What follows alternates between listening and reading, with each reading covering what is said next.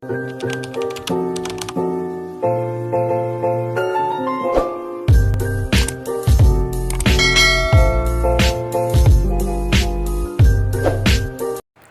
mga kamanay, to this video ay magluluto tayo ng sinigang na talakitok. Ayan, ito nga pala ang part ng ulo ng talakitok at ng konting laman.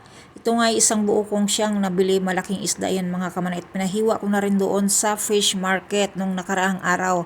Ito rin nga palang isda na ito, ang maliliit na ito ay mga salay-salay. Ito ay gagawin ko siyang paksiw na naman.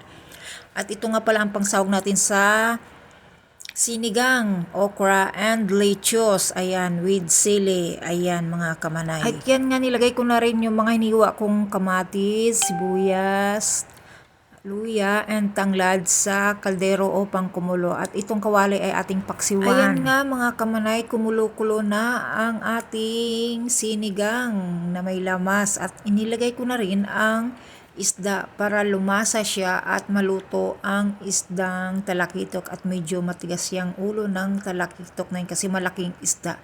Kaya yan mga kamanay, nilagyan ko na rin lahat ng asin. At nang maluto ang isda mga kamanay, nilagyan ko na rin siya ng pang-asim, nilagay ko na rin ang okra, ang sili para naman maluto ang okra. At isinabay ko na rin itong lettuce para sabay-sabay na silang maluto at nang maiahin natin at tayo'y kakain na mga kamanay. Ayan. O hanggang sa kumulo na siya. Thank you for watching mga kamanay.